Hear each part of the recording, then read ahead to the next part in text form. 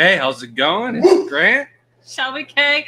Shrimp, and it's the Garden of Eater. And tonight we're going to be talking about aquasoils and do we need them? Do we not need them? Why are they advertised as a shrimp soil? Why is the dog already making an appearance this early? It hurt.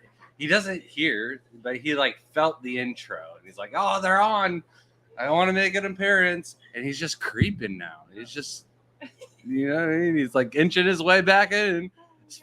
All right. He's a big goof. But it was all because Matt said meow in chat. Oh. That's what it is. Matt, I need you to just back off with the cat sounds, please. Our dog can't hear, but he can read, apparently. Yeah. There's a lot of tanks, a lot of reflections. He sees it all right?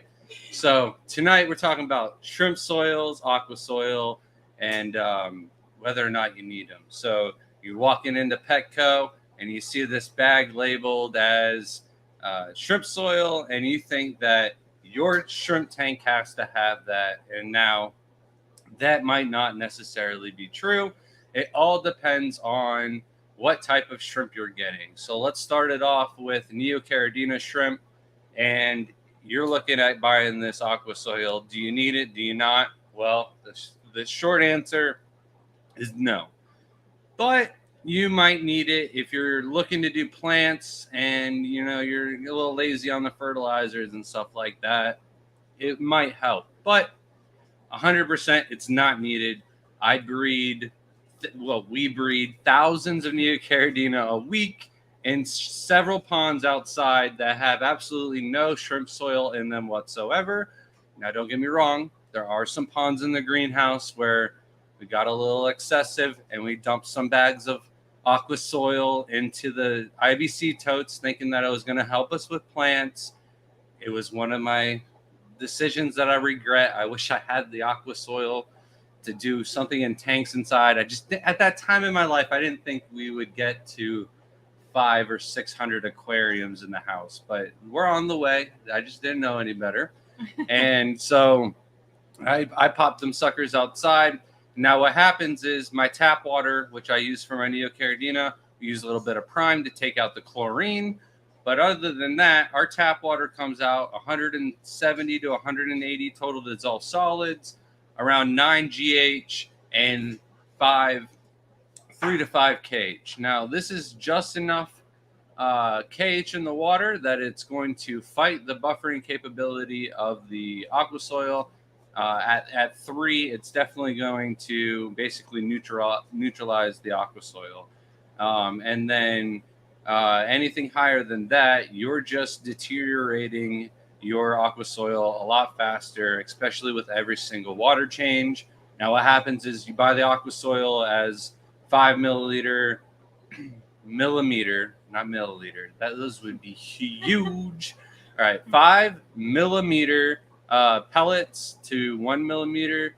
I think there might even be smaller than that on some of the aquasoils. I'm not quite sure, but we'll start off with 5 millimeters, but it'll just gradually over the years shrink and get smaller and smaller. However, with kH in the water, it could just break apart and lose all of its structure and basically turn to mud altogether. So you definitely don't want kH in the water if you're going the aquasoil route. If you have a little bit of aquasoil and you want to cut it, a little bit of kH in your top water, and you want to cut it with some RO or rainwater or something like that, so the kH isn't that bad. You can potentially use it for Neocaridina still, but it's just very risky, and if you're not good with your water chemistry, something can go wrong really, really quickly. So, all right, you start this one off. So Vibes came in, said shrimp soil ? Plant it, and how soon will you have baby shrimp? All right, yeah, no, that's not how it works, Vibes. So wish you did. Yeah, Vibes, the local comedian. They just kind of come up from the soil. But with it being with the cage and it just breaking down, you don't want that. That can happen and just turn your tank to mud. So even cutting it, half with rainwater, with your tap water or RO water, you're still having KH in the water. It's still possibly going to turn it to mud. But you know what I mean? It could take 6 months for it to turn to mud. It could take a year for it to turn to mud. It could take a week. It really depends on what kind of aqua soil and stuff like that. But in short, you do not need aqua soil for Neocaridina shrimp. You can use any type of inert substrate with your KH tap water, and it's not going to break that down. Eco Complete, the Samurai soil, black diamond blasting sand, the pool play sand that you get at Home Depot, and all of the colored gravels and stuff like that that you can get at your local pet store are almost always going to be inert. And that just simply means that they're not going to fluctuate the pH in either direction. Now, stuff like limestone, crushed coral, and the aqua soil that I'm talking about, these are going to alter the pH, and the crushed coral limestone will raise the pH, where what we're trying to do with the aqua soil is lower the pH. And the main reason for that is for the Caridina shrimp. And when it's not needed for the Neocaridina, they will still do fine. If you're looking to do a Neocaridina planted tank, you can use the aqua soil, but just go straight RO water. That way you get the maximum potential amount out of your lifespan of the aqua soil, and it's going to do the max benefit for your plants, and it's just going to be a much better result overall. It is false narrative that Neocaridina must have the harder water to survive and breed. They will do just fine in Caridina parameters and low pH. I just find that they breed a little bit faster for us in the heavier water, but overseas they breed them just fine in large ponds in similar conditions to Caridina. All right. Yep. Thomas came in and said, okay, so let's say you have a Caridina shrimp and you're using an aqua soil. You use RO water and only remineralize with GH and no KH. Then how are you not crazy pH? How are there not crazy pH swings? All right. So now, like I talked about, the crushed coral and aragonite and limestone will all raise your pH. The aqua soil is made of rolled up volcanic ash, and that is going to lower the pH of water if you just took ash flakes and threw it into the water. Well, what they're doing is basically taking a ton of ash and compressing it into little tiny balls that over time will basically time release, and that ash will go into the water. The plants will absorb the nutrients. Ash is one of the best nutrients out there, or nutrient sources out there for plants. And also that ash is going to lower the pH. So by not having the KH in the water, it's going to allow that pH to drop. The only other method to lower,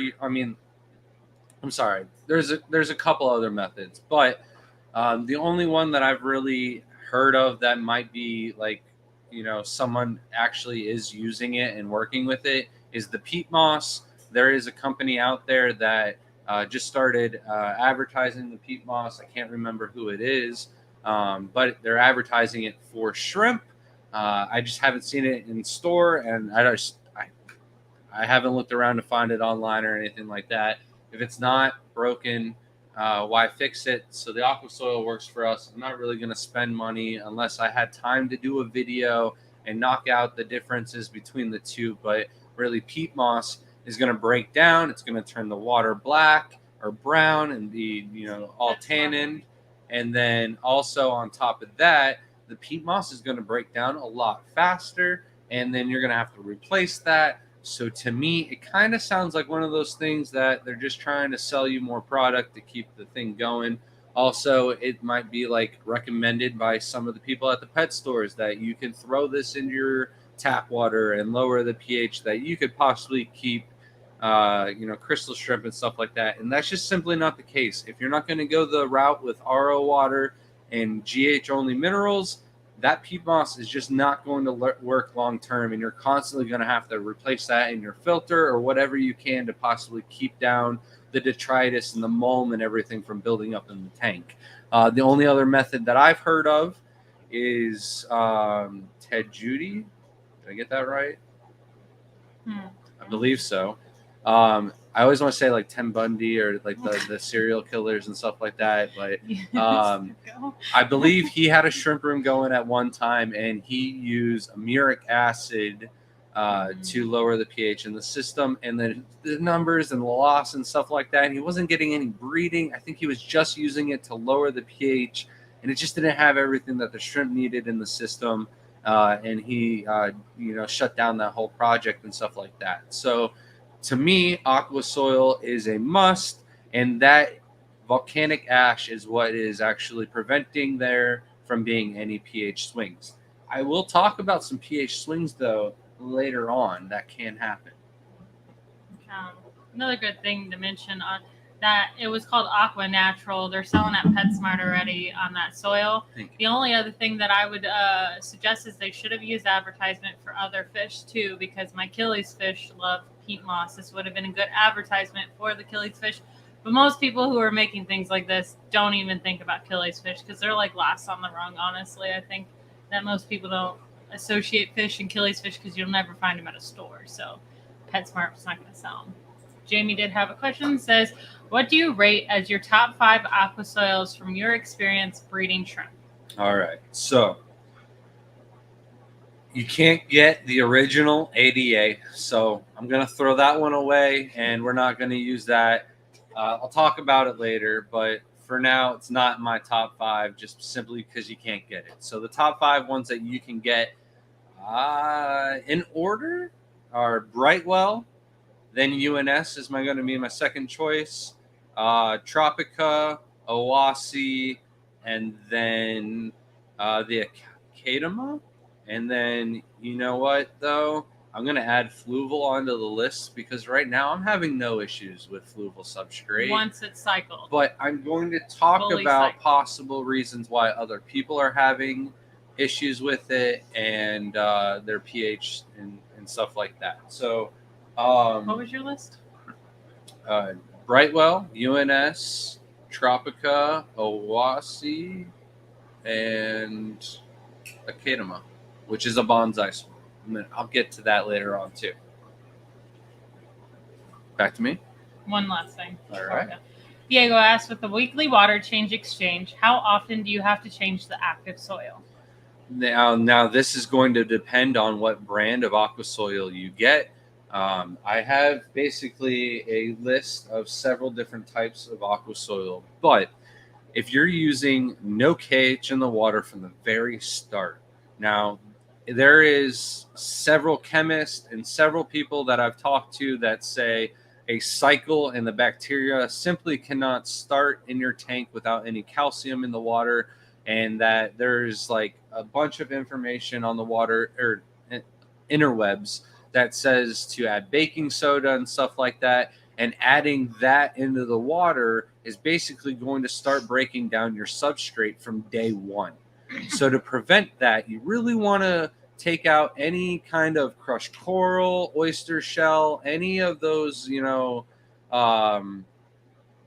taboo snake oil type remedies that you hear that are really good for shrimp, and just avoid using those with the Caridina shrimp and the Aquasoils because it will just break it down and destroy the life. So I'm going to use Fluval as a good reference because we've been now using several tanks with Fluval for over a year. I have a problematic tank or two, yes, but we've set up several brands of other types of shrimp soils that I'm going to talk about, and I'm having problematic tanks with them too. So relatively speaking, Fluval, I have really good results right now with. We're only just over a year into my results, but so far none of the pH has gone down. It's been fairly constant. So if you're doing everything right, you should at least get a year. The other bad substrate that is usually, not bad substrate, I should say one of the other problematic substrates is the Aqua Vitro. Now, mind you, these might just be problematic substrates because these are the most common. I can go to Petco right now and buy these substrates. So more of the average person is buying those, but that is also holding on the pH as well. So a lot of the 9 out of the 10 times when people come to me and they have issues, Maybe it's a bad bag. Maybe there's several things into play. I'm going to talk about that as well. This is a good topic for tonight. So, Thomas, I don't want to fall too far behind on chat. Says, thanks so much. So without KH and pH, the pH will not. The pH will not drop below the advertised pH that the soil will buffer to. It might. So I'm not sure what substrates advertise to buffer to what, but from what I find is like only like my top 5 really will get you below 6. I'm not saying there isn't other ones, and there's also people out there screaming, oh, I could use CO2 and I can get it way lower. And it's like, I'll talk about why you don't want to use CO2 at the very end of tonight's chat if I get to that. All right. But the lower 5s is not bad for most of the types of Caridina shrimp. It's just simply going to take longer for that substrate to break down and get to that like 6.5 mark where you got to throw it away and start over. So if it goes lower than the advertised pH soil, it's really just like when you order something off of Amazon and instead of getting 1,000 bullets, you get a 1,200 bullet count. Nobody complains about that. I'm talking Nerf bullets. There's something going on in Jaden's room, so it's just been on the mind lately. We've organized a lot of bullets. So, all right. Back to me. Mm-hmm. All right. So, before you get substrate and you go to the store, one of the things I recommend, and buying it online and stuff like that, it's definitely gonna probably save you some money and stuff like that. But it's a fresh and brand new bag when you can see moisture on the inside of the bag. Now I think with Fluval and some of the brands that's not possible. You can't see it, but with like the Brightwell, you can see it. It's actually like sweating on the inside of the bag, and then that's going to be relatively a fresh bag. It hasn't been sitting on the shelf, or even if it has been sitting on the shelf, it's been sitting there and it's been taken care of, and it hasn't had any pinholes poked in it or anything like that. If you get your bag and it's still nice and puffy like a potato chip bag, then that's pretty much going to be a good bag. But if you get the bag and it's, deflating on you like a 10-week-old balloon, then you've probably got a really dry sack of soil, and that's going to turn to mud once you turn it to the water, add it to the water a lot quicker. And so it's just, listen, Shelby, throwing me off over here. Your choices of words tonight. They're great. I mean, they're not boring choices.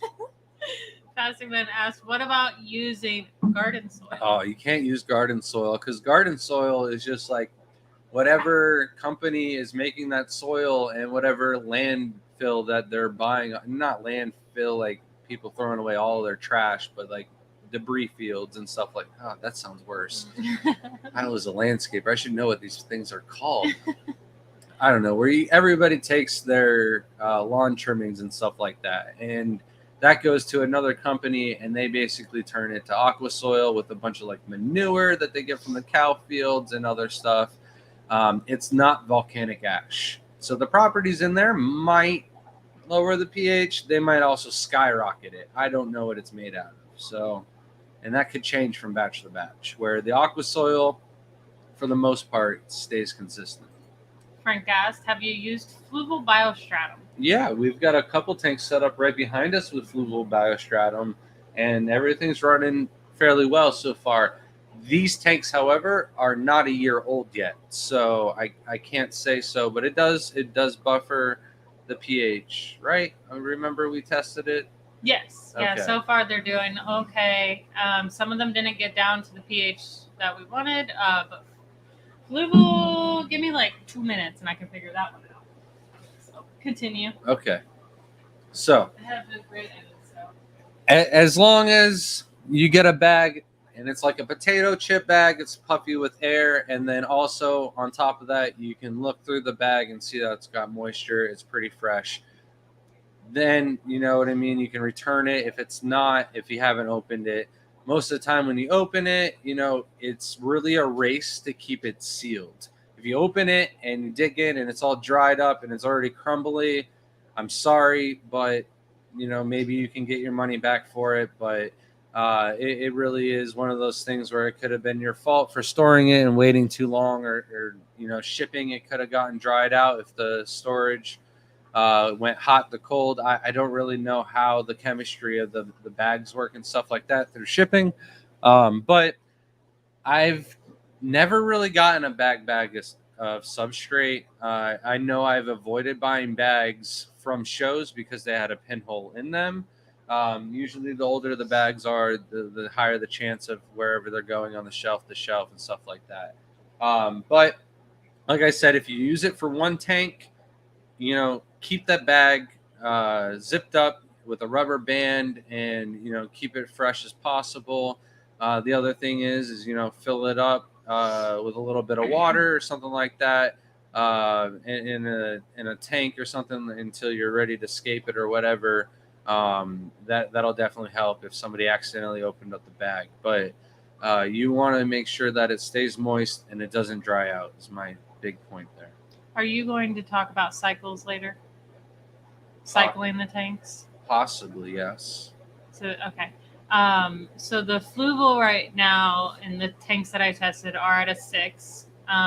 The only downside I would say for fluval biostratum is you have to make sure you cycle that tank. It has to be fully 30 days. I would not recommend anything before that. I think we've tried before in some of the tanks. I think the only one we've ever had successful like at 30 days was Brightwell. Like that's the only thing I'd say.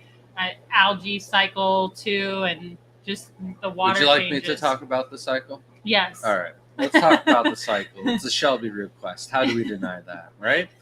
So basically what we do is we take our Aquasoil out of the bag as fast as possible into the tank and then get it filled up with GH-only minerals added to RO water. Make sure your RO water has 0 kH, as low as TDS as possible, and then you're going to want to fill up as slow as you can possibly go, or use like a bag or something like that so it doesn't just toss up the substrate. Depending on the type of substrate, it's going to be a lot cleaner than others. The good thing about the biostratum is it's super granulated and hard, so it's very clean. Like as soon as you flush it with water, it doesn't really have a lot of dust to it because it's that hard. It takes a lot more to break it up and make the dust in the bag. So with just about all of our tanks, we use Florinbacter 7. It's a Brightwell bacteria. It's got 7 strains of bacteria. So basically the theory in that is one of those strains, or 2 or 3, maybe possibly more, will take over and colonize in the tank. Some might colonize in the soil. Some might colonize on the glass. Some might colonize in the filter. All of them are going to work together to help keep your tank clean.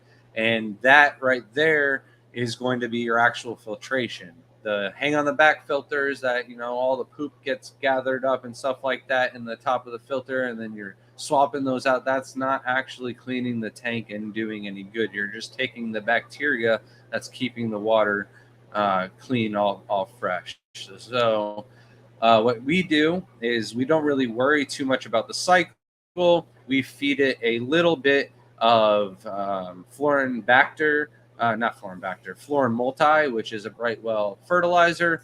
We've used Thrive shrimp fertilizer. We've used all sorts. Copper. Yeah, we've used all sorts of fertilizer. As long as it doesn't have copper, you beat me to it. I was gonna let you talk and have your, segment here, but and that right there is going to, colonize and get your cycle going. How long that's going to take, I'm not a micro. I'm not a scientist and nor chemist, nor did I go to school very long. So longer than most people. But that made it sound like I dropped out in high school. No, college dropout proper, right? And then I don't know the whole cycle. I'm not going to explain all that to you, but I'm not worried about that as a shrimp breeder. What I'm worried about is colonizing that thick layer of biofilm through the substrate, all over the glass of the walls, all over the plants, whatever wood or anything else you add in the tank. And that right there is growing like a natural food source. So you can add a little, Baker AE or something like that to speed up or grow more of it and stuff like that. But I just truly believe in the 30-day or more period to start and get the colony of biofilm growing rather than worrying about the actual cycle. And that's why I know nothing about that. Like, if you want to ask me a question and I can tell you I'm not sure, I don't know about it, or I know exactly what it is, I know exactly what it is. It's because I care about it. And I just don't. If you want to go know about a cycle, go talk to Tom Barr and Alex. I heard they got something going on with plants. Oh, yeah. They get cycles faster with plants, maybe? No, just the plant cycle and oxygen and potassium carbonates and stuff like that. Nano asked, where is the most affordable place to get Brightwell Aquasoil? All right. So I'm kind of like giving away my secret right here because I'm setting up another rack and I need some Brightwell coming up soon. So Amazon is probably the best bet. There is a 23-pound bag available from anywhere from $54 to $90. Now that might sound like a big range, but like Amazon does their deals and they just get rid of substrates. And I only knew about the last one that I got substrate from, and I kind of stocked up on it because Crypt Keeper posted it. So shout out Crypt Keeper. But he let me know about it. We got 2 bags or four bags for like $54 a bag. So that's like the cheapest I've seen it. I have seen it go up to $90 though, depending on what variety you need. I'm not sure if it was the extra fine or the large granules. But one of them was like $90. And I think it was the large granules because they would take up more space for 23 pounds, so it's a bigger box. All right. Chiller Method said for a tank that with year-old plus Aquasoil that is losing its buffering ability, would dosing Seachem acid buffer at water changes prolong the inevitable rescape? Could you go grab that in the cabinet in the Seachem stuff? Yeah, I've never used it. Seachem is a great company. They go to a lot of the shows, and it costs them more money probably to ship this product around than it is to give it away. And Luis gave me a couple of the shrimp products to try out. I set up these 2 aquariums up there, and there's a little Kleb growing in the tank, so they don't look the best, and that's why I haven't shared it. But I haven't needed to use the Seachem acid buffer, so I'm not sure if it's something that you could add to prolong it or something like that. But I wouldn't worry about it on good substrates. So also what I recommend is if your tank is maybe on the way out of its cycle and you're, at 6.4 pH, the next point you're going to start losing baby survival rate and stuff like that. So at that point, it's worth spending, the extra $80 to buy a brand new bag of substrate. Aqua Vitro is the same as Seachem. They're owned by the same company. So, yeah, I'm sorry. I've never used that product, so I can't even read it. I thought I had it, but instead what we have is the shrimp pH. So, I'm sorry. I tried. It was for Chiller Method. Okay. So, anyways. You're losing baby survival rate because your pH is climbing and you need to swap over to a new tank. It really is beneficial to just try and set up a whole brand new tank. I know that not everybody has the space for this, but like maybe ask, your significant other or, landlord or whoever's preventing you from getting another aquarium. To say, hey, I need to set up a temporary stand or something where I can set up a tank and cycle it, and then it would be a lot safer for you to just simply drain the one tank, move it over, catch as many shrimp as you can out beforehand, move the tank over after it's already cycled, and then fill it back up, put the shrimp into the new tank, and then let that old tank sit there for 2 or 3 weeks, because you're going to be catching baby shrimp and stuff out of that tank for a while. And just doing that swap, taking your time, it's really the least risky method. There are a lot of people out there that just catch as many shrimp as they can, take out the substrate, and then add new substrate, and then fill it up, add bacterias, and then add the shrimp. It's just risky. And I've had a couple people do it in the past, and it just totally wiped out their colony, and they've quit and got out of the hobby altogether. So I really do recommend setting up another tank. But the other thing is like, you don't have to throw away that substrate. That substrate's still going to be good for plants and moss and stuff like that for years to come. And we've turned them and converted them into tiger tanks. So even our very first ADA aquarium, we still have running to this day. I've never broken down there's some I think that I have, just because like the tank cracked or something like that, and I use the Aquasoil outside to grow plants. I'm using them for fish tanks. So you can a lot of it, but there are some that's made it outside into fish tanks or planter boxes and stuff like that. So it's worth it. It has its benefits down the road. Yeah, it's like always can be used for something, at least, even a garden item. Ruben asks, can you set up a bare bottom Caridina tank? I've always wanted to try it. So like theoretically you could, if you wanted to use the amiric acid and get that going and stuff like that. But there are those UGF boxes where technically all the substrate could be in the box. Those do tend to go through Aquasoil a lot quicker, and you have to replace it out and stuff. Maybe run 2 of them and then alternate them every 6 months, replace out the substrate in one of them. And then you could do it in like a canister filter and stuff like that, or hang on the back. The more water that moves through the substrate, the quicker it's going to be broken down. It's just like erosion, the gutters and stuff like that, to avoid any direct waterfall or contact with any substrate to prevent it from breaking down is going to help. But if you're just pushing water through it constantly, it's definitely going to break down a lot quicker. So it's not something I recommend. Yeah, I also think that not only it could work, but I think it would stress out the shrimp a lot, because you got to think about how much they are grazers instead of just like fish where they're kind of like going around. These things pick at things constantly. So to take away the thing that they're usually picking at, which is in the soil, where most of the bacteria and the little crevices is where some of the food gets stuck and they can survive. I just don't think you'll have as much baby survival rate, and the shrimp will be stressed out, so you won't be having as much babies. So it could work, but I just don't think it would work too well. I mean, maybe peat moss in the tank will be somewhat, because then it's still technically a bare bottom and then like floating peat moss, but that would look ugly too. So you might as well not do it. You could also do what we did in our very first Caridina tank, where we did half bare bottom, and then the other half we did with like 3 inches of ADA substrate.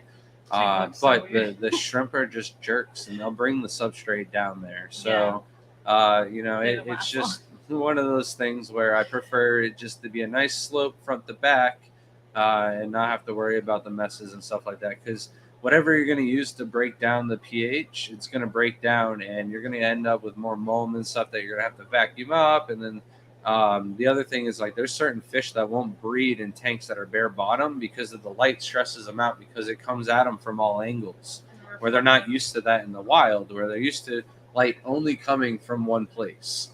So I'm like Shelby said, it could definitely reduce the amount of breeding going on. Right. Diego said, so when that year of Aquasoil lifespan is done, do you have to siphon the old one, or can you keep it for its bacterial and mycelium content, like top it with new ones? So you could, and the recommendation and like the coolest thing that I've seen out there is somebody made RO in RO water and Aquasoil ice cubes. So of course you don't want to use a ton of RO water. You just kind of want to use enough that all of the Aquasoil just kind of sticks and gets binded together. So you definitely don't want the ice cube overflowing with water. Just try and fill it up so all of it just gets a little bit of moisture in it, and then it all sticks together. And then you use some tweezers and you can bury it as plugs into the soil. But you want to do like one a day or something like that. You don't want to do a ton of them because you can disrupt the substrate and cause bacterial issues. It's risky. That's why the best method that I recommend is to set up a whole new tank and then use that tank for tiger shrimp, or even a planted Neocaridina shrimp will be fine.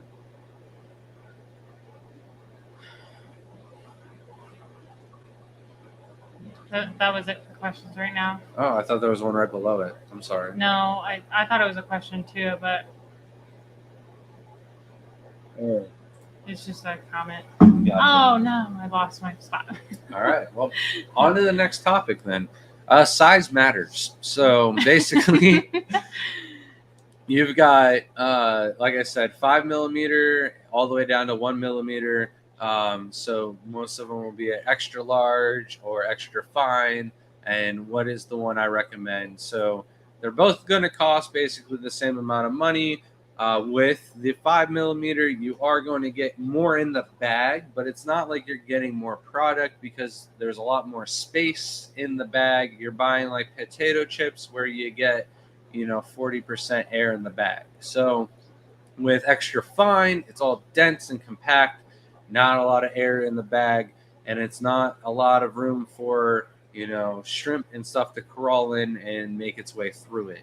When we were using the larger substrate, what I was finding were shrimp were climbing down like a centimeter or two as far as like shrimp little tunnels that they could get through the substrate and pick at little debris. But what would happen was the shrimp would climb in it and then they couldn't climb out, and you would get a little dead shrimp stuck in the substrate. And I'm thinking to myself, if they're doing this here in the front of the glass where I can view it like little ant colonies, well, then they're probably doing it throughout the entire tank. So baby survival and stuff like that, survival of the fittest, only the smart ones are going to survive in those tanks. Maybe not a bad thing, but the baby survival does go down. And if you want the highest possible survival rate, I do recommend getting 3 millimeter, and the smaller the better. Basically, I would avoid using the 5 millimeter on top. You can definitely use it as a bottom layer and then cap it with the smaller. And never cap Aquasoil with like sand or something like that, because you're going to prevent it from doing its ability to buffer the pH. You just answered someone's question all the way at the bottom. So. Gotcha. Ashley asked, what about pond compost / soil? We kind of covered this earlier. Yeah, no, you don't want to use this because it's not volcanic ash. It's not going to do the exact same thing. You have no idea what's in that pond compost. That's great for plants. Like, we use that all day out for plants. I don't care what you say, Mark. I've grown wonderful things out of that plant muck. Wonderful things. You would agree. All right. Diego said, what about using volcanic sand or / gravel? So the volcanic sand and gravel is more of like what the molten lava has produced, and like the hard mineral content, and that's more the inert.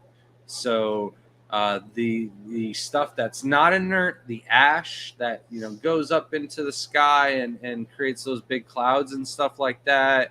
And that they get on top of all the gravel and on top of the sides of the volcanic mountains and stuff like that, over years and whatnot. It's just built into the mountains, and a lot of these are farmed in like rice fields and stuff like that on the side of the mountain of old non-active volcanoes, I think. So I don't think the sand or gravel is going to have the same properties as the ash. Yeah, even if it did, I don't know if it lasts as long. because it's already broken down. Did you already say that? I'm sorry, I wasn't listening. No, I just think it's harder. So I think those harder minerals are the inert ones. And I can't pronounce that. So it's, could you put the Aquasoil in a hang-on back to buffer the water of a Caridina tank as opposed to using it as a substrate, trying to see if there's a way to not totally reset a tank? Yeah, you could possibly do that. I don't know if that would be enough, though, because usually you need about 2 inches of substrate. I mean, you could use like a pH. 50 aqua clear instead of the 20 gallon. I got a big you know what I one. mean? Yeah. So it's definitely possible. I more like the ice cube ideas if you're going to go that route. And then I've also had plenty of people just sprinkle fresh aqua soil on top. The slower the better. If you just do a small amount every day. Because what I think is going to happen is your filter is going to, you're not really solving the problem. You're just kind of like putting a Band-Aid on. And Jay Wilson just said, "Hey, we need to stop doing that in the hobby." So no. Easy B Rider said, "Will a cycled sponge filter cut the 30 days down for setting up a new Caridina tank?" Yes, but here's why I don't like doing that always. Not every shrimp has the exact same immune system as one another. There are things that can go wrong very quickly from doing this. You might not see the worms or hydra or one thing that's necessarily wrong in that aquarium. And then when you put it into another aquarium where, it's got no predators or anything else or competitors or something like that, it's going to take off and blow up. And next thing you know, you've got 2 problematic tanks or, one really bad smallpox disaster, which is just one shrimp giving a different shrimp a disease that they didn't have the immune system for, but your other shrimp are perfectly fine for it.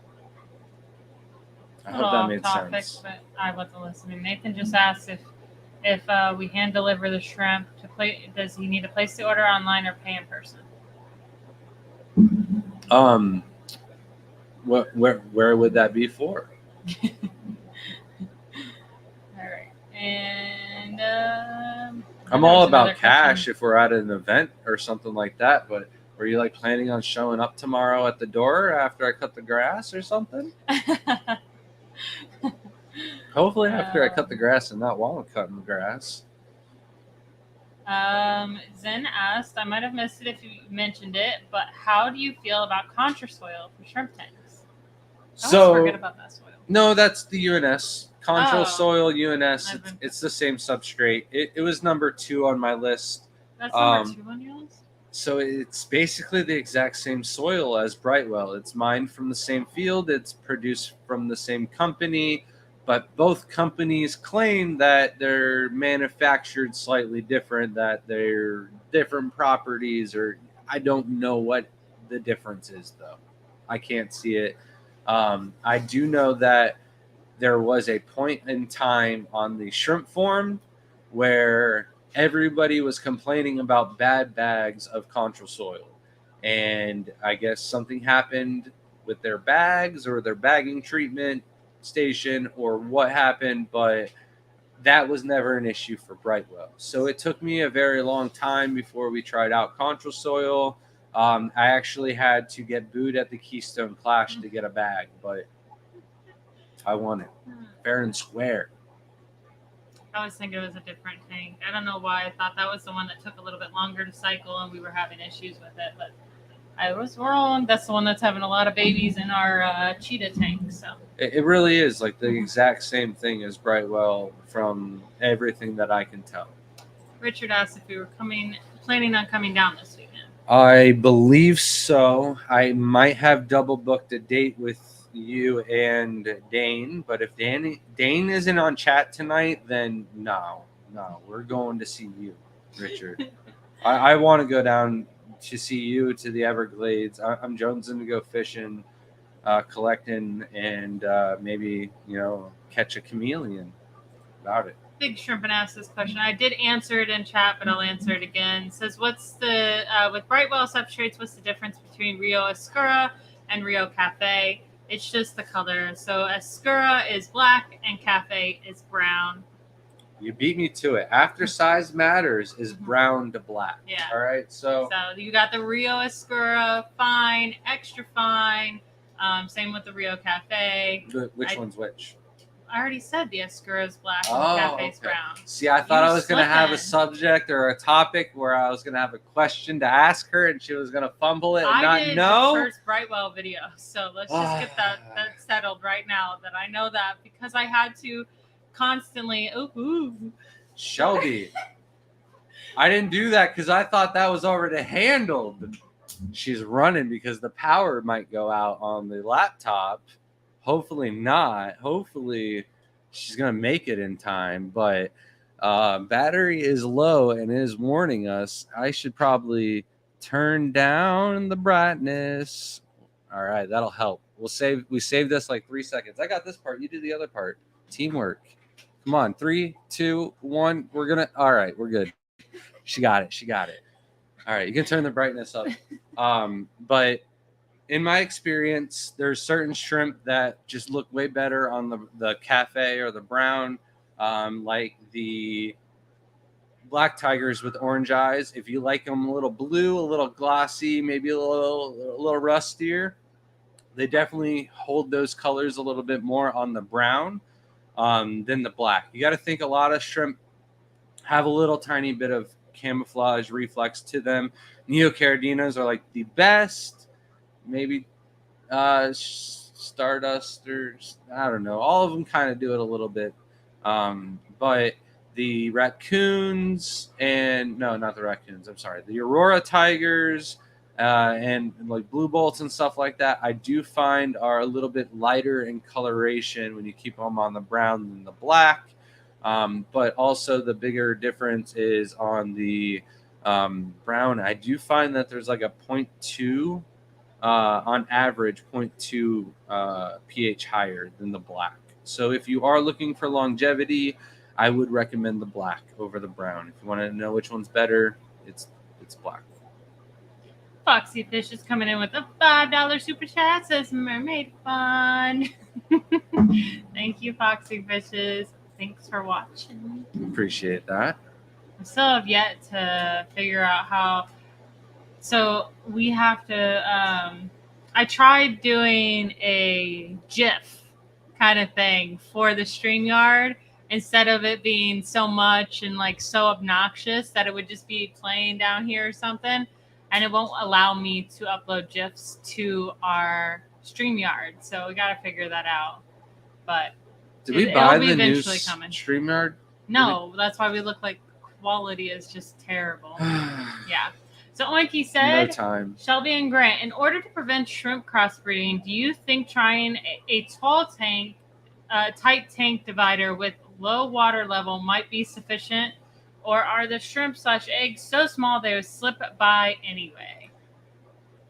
So there are several different types of little dividers. The best ones are like the Swiss tropical foam ones that, you get the pre-cut foam and then you silicone it to the sides of the tanks.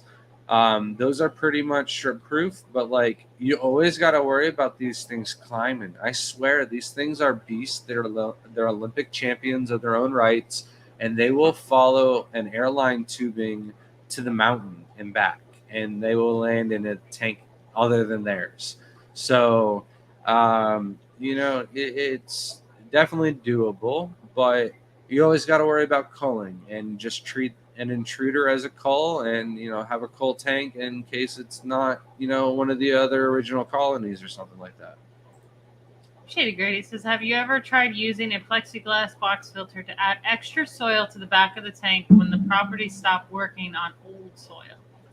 I have not done anything to save any old Aquasoils or anything like that. I found it as an excuse to set up a new tank or move some things around and, take some tigers out. I found a lot of the tigers weren't breeding that well in our newer tanks. So as some of our older tanks get older, I'm constantly trying tigers in new tanks, and they just don't seem to do as well as the old tanks. So I'm always moving shrimp around to the older tanks. So I can answer this one real quick. Jimmy P said, since I do everything on the cheap because I have to, what is your least expensive shrimp? I'd like something from you too for my fish room. So if I'm assuming you probably are getting a first shrimp, I would do wilds. They are pretty fun. They are the cheapest shrimp that we do have. And I also think it's pretty cool because some of them you could interbreed together and they start to turn black. So you could start collecting like some really cool wilds that are all like solid black. They're crazy looking. I find this the perfect time to advertise some hot tub shrimp. All right. Now, we were at Walmart. We had to kill some time, do some school shopping, and I bought one of the childhood nets that you would go play in the streams and catch some guppies or minnows or what. Not guppies, obviously, but minnows. And I found it to be perfect to go into the hot tub and get the large wilds at nighttime. Now, there's a plethora of different kinds of shrimp that have made it in there, yellow, green, and blue, but it's mainly wilds. So if you place an order for wilds on the website and put in hot tub shrimp in the notes, I will know you want the big ones, and I will get you some of the ones straight out of the hot tub. Otherwise, if you just want normal wilds, they're coming out of one of the tubs that we're trying to clear out of the greenhouse. So sell wilds, buy them. I got a lot of them I need to get rid of, but like I don't like to recommend that to people just because like you could do better than that. You know what I'm saying? For like just another $1 more, you could get basically a variety of different colors of Neocaridina culls, and then you could breed those culls out and get some nicer ones further down the line. But to each their own. Wilds is the cheapest. Easy Rider said, can you cap the soil with a layer of, I'm assuming, Eco-Complete? I was thinking about trying to prevent the soil from getting disturbed so easily. I mean, you could do that in like the front of the substrate and where you're filling up the tank and stuff like that. But like honestly, it's just like a waste of the substrate. I would not do it, and you're better off like growing a nice carpet of like it looks horrible right now because of all the club on top of it, but it is a nice carpet of, please save me, I cannot think of the name. I want to say microsort, and it's not dwarf hairgrass. Thank you. Yeah, you're welcome. Yeah. And there's a bunch of other little carpeting plants. Monte Carlo is like my highest recommend one that I would add, and that would be still adding to the pH benefit to your tank. Lakeisha Mills said, what about using media bags filled with Aquasoil in the tank? I'm considering trying this to make it easier to change substrate when needed. Not quite blue balls? BB, but could be an option. I don't know what that stands for. Blue bolts. Not quite blue bolts, but could be an option. I don't know. So you could use it in a bag and stuff like that, but like, is one bag going to be enough? Do you want a bunch of bags hanging in the tank? Like, I don't want a bunch of sacks hanging around with Aquasoil in my aquarium. So like, to each their own though. I would prefer where I could grow plants and stuff and get the maximum benefits out of the Aquasoil. Where are Dr. Anthony's fish bags? Is he back? Are you back? I will send you some if you want some now. I'll make up for it. No, I'm actually glad we didn't send those bags. Remember that bags we would have sent you actually had problems with them. We've had half of them. You would have got there and you would have been so mad. We just realized that, and I forgot all about that. Yeah, I would have given you an entire pack, and the entire pack had a pinhole in it, and there was no using any of those bags. Yeah. So like, It was better that I didn't send them to you. Yeah, it would have been more frustrating to because every time I go to bag them, it's just one little pinhole leak, and I'm like, "Are you kidding You would have me?" known it wasn't my fault because it was original packaging from the people that sent it to us. But like, I've never had it happen from them. I would have been devastated if that happened to you in Peru while you're trying to, get shrimp or fish from one place to another. All right. Nathan said next time we go to visit Richard. But I also feel like I could go catch you some sailfin mollies and bring them your way here soon too. Not bring them your way, but ship them your way. I already have a really nice male in the garage. Super nice, like coloring. Usually they don't color up in the garage. I've got 3 fat females in the muck bucket. There's really cheap muck buckets at Walmart, but don't buy them. They're like the flimsiest plastic I've ever seen. Oh, I never thought of this. This would be crazy. But the problem with redoing the soil and capping soil, the problem is that you'll have ammonia spikes. So you'd have to know like when to do a water change. And I would say you'd have to do regularly more water changes than you do because you're still cycling it. It depends on how much you cap, but if like an inch of substrate, I would assume that you're going to have an ammonia spike. Like adding in fresh substrate? Yeah. That's why I'm saying like add in a very small amount every day, and you shouldn't have that because like most substrates don't have that ammonia leach. ADA is the worst.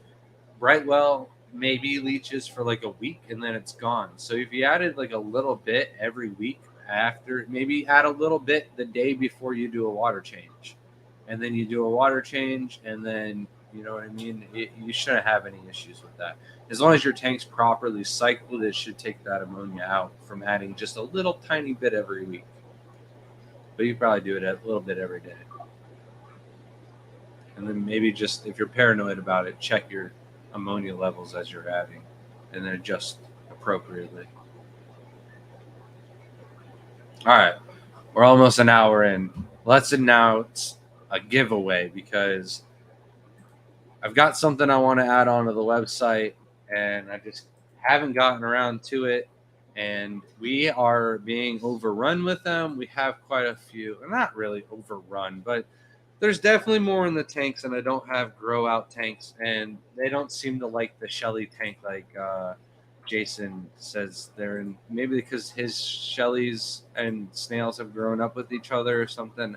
I don't know, but ours do not look like they're having a good time in the Shelly tank. So we have a plethora of yellow rabbit snails. So tonight we're going to give away 2 rabbit snails, and then also because they're not on the website, for you guys only, I'll offer the yellow rabbit snails at $10 a piece. Just email us at thegardenofeater@gmail.com, and we can arrange for that to be made.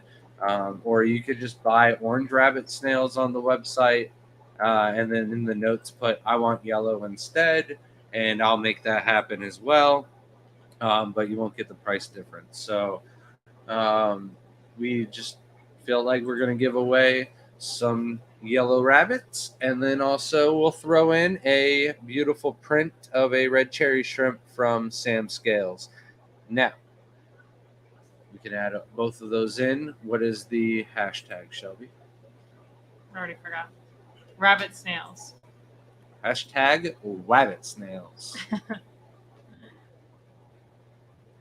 We missed rabbit season. We might have to do 2 giveaways. We'll see. We had 100 people in chat. I'll do another rabbit giveaway. Also, fair disclosure, rabbits do not do well in Aquasoil, and they devour plants. So, Dennis, what do you got? Tap water or more. So, Dennis Engel at a $10 super chat, thank you so much, says, what are the closest to red cherry shrimp that are easiest to breed in community tanks? Well, basically, you have a wide variety of choices of any of the other types of Neocaridina shrimp. There's yellow, blue, black, green. My favorite is green. Orange is my least favorite. And then you also have snowballs and black. I think I said black rose, but there's also brown. There's also really varieties. Basically everything but pink and purple. So those are going to be just as easy as red cherry shrimp. The main thing you want to look for is source. Make sure that they're homebred, not imported, and they're going to be as easy as you could possibly think shrimp would be. Now, avoid ghost shrimp. Those are not easy to take care of compared to Neocaridina. My next choice would be some tangerine tigers if you didn't want some, say, cherry shrimp or Neocaridina shrimp. So also, if you have cherry shrimp and you're looking to add more, that I would do the tangerine tigers because they won't crossbreed. Where if you add another color of neos, they'll crossbreed and you'll have wilds in that community tank, just in case you had reds in that tank already. Pull up Steven's question. I know I answered it, but like, do rabbit snails eat plants? Now I'm saying rabbit. Got them. Yeah. They devour plants. I know there's like going to be maybe people in the chat that are like, oh, my rabbit snails don't taste plants or don't munch on them. And I'm just saying, not yet. Like, eventually they're going to realize that there's other delicious treats in the tank, or you go on vacation, you forget to feed. The population just gets big enough to where they're like, all right, we need to start eating plants now. And they will eat plants, but I think there's certain plants they won't like eat as much, like Anubis, Boos, and Crips. Sometimes the leaves are, thicker and hardy enough that the rabbit snails don't eat them as nice. Ruben asked, what is the best Neocaridina you have, Grant? It's got to be my green emeralds. Yeah. Or the yellow Neocaridinas are like the best of show champs. So it's like hard to say that they're not the best. Okay, as far as breeding, I would say yellows do the best and they're colorful, but the green emeralds are more interesting. But then I got just lovely. The red rillies with the blue bodies that are like really doing well. As fast. No, you should see the tank down here. But you have to cull out more. Yes. It's more work. But like, who wants more work? We already work enough. It's 2 colors, so it's like those or my emeralds with the golden backline. But I have very few of those, so I don't count those yet. Lakeisha said, sorry, not quite bare bottom, but an option. And good point about the bags in the tank. Maybe not a good look. Yeah. Maybe you could cover them with plants or something. Or if you do bags, just do 2. Go for it. Miss Nicole said, I just got my shrimp board today, and they're very lively and happy, but one had small white balls stuck to its mitts. Are those waste-absorbing pellets? Looks like she's trying to juggle. Yes, that is purgin that we add to the bags, just in case they get stuck in transit for longer than a few days. It happens, and it's just better to keep that water as clear and clear as possible. So we just like to add it in. Most people do think that it's the female that dropped her eggs, and they start to panic. Most shrimp don't have white eggs or drop it like that. So, sorry, my whole head just went to drop it like it's hot. Like that's all I kept thinking about. And don't be worried if they get into the aquarium or anything like that. They'll just basically just disappear into the substrate, and they're just going to absorb some like bad organics or whatever, and then just go inert in the substrate. So nothing to worry about. Shelby always panics every time I dump a bunch of extra that I accidentally put into one of the cups into her aquascape, and then she's like, what did you just do? And I'm like, it was convenient before they all sunk to the bottom. So it's like right into her tank because it's there, So if my tank was there, I would do it to my tank, and I would be like, haha, you guys can get a little cleaner, I'd be appreciative. It was at a show, though, you did that. Oh, it was gone before the next day. I knew it. I was confident. Brandon says, I think Nico adds ADA bags and hangs it to the tank with a thin layer of ADA. His tanks are specifically breeding tanks. So. I thought Nico did a thin layer of ADA and then hangs his bags he hangs his leaves, and then I don't know what those little Lumbo balls or whatever. I don't know how to pronounce it. They're just like the barley bags that are just, you know, balled up and then hangs those on the side. But like, I see some of Nico's posts, but I haven't seen his setup in a very long time, and he might have changed. Thomas Dobin says, "What are your thoughts on land and soil?" All right, so I have 3 tanks of land in behind me, and one of them is causing issues with a shrimp that like was tanks for many years. So a little worried about the one bag and or the one tank with it or whatever. So I do need to have Shelby test the tank in the morning and then at night. Might as well just talk about that now. So there is a thing called the light cycle that can affect the pH of your aquarium. When you turn your lights off at night, the lack of light is going to drop the pH of your aquarium. You know, the stronger the buffering capability of your soil, the less or no drop at all will happen. So, of course, with the life expansion and stuff like that, expectancy of the soil, the longer you go with it, the higher chance of this happening and stuff like that. But when you turn on the lights in the morning, you will have the lowest basically pH of the tank. And then as the lights are on throughout the day, your tank can gradually raise in pH. So you want to test in the morning when you turn on the lights, and then at the night when you turn off the lights to test the difference between your pH and make sure there isn't a huge spike. If there is a huge spike, that's generally a good reason to swap out soils and use a different one. So the Landon is so fresh and so new. I didn't think that was a possibility, but like at this point, that's the only thing that I need to check and test for. Also with the substrates, I do have substrates that I'll be talking about. I have a list. Some of them do this a lot earlier than others. My hair looks crazy blue. That's all I keep saying this whole thing. I know, but you had the light off and it just didn't look good. Yeah. I felt it looks better with the blue light than it does off. So I didn't have it off. I made it was that just call. off. Oh, was it? So yeah. Like you said, My fat fingers didn't do the job. Fan of the color red. However, I do make a large exception for red aquatic livestock and plants. Are red Galaxy Pinto and red Galaxy Snowflake shrimp different breeds? Should I answer that? Yes. What? These are your shrimp. All right, so they are the exact same shrimp, exact same genetics, just basically somebody selected bred some red Galaxy Pintos into having more spots on the body, and that is the red Galaxy Snowflakes or Stardust. Or maybe the difference is one looks like snowflakes and the others look like dots. I don't know. Still learning.